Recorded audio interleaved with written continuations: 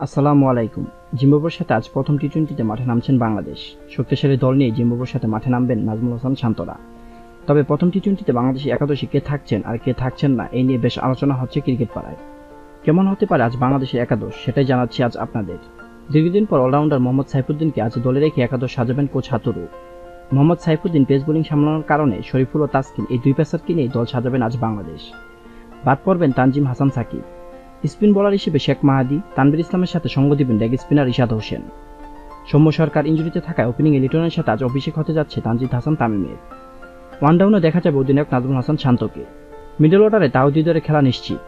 তাওহিদকে middle অর্ডারে সঙ্গ দিতে জাকির আলীর সাথে লড়তে হবে অভিজ্ঞ মাহমুদুল্লাহকে। মাহমুদুল্লাহ রিয়াদ নয়তো জাকির আলী যে কোনো একজন জায়গা পাবেন মূল একাদশে। তবে অভিজ্ঞতার দরে মাহমুদুল্লাহকে দলে জায়গা দেওয়া হবে।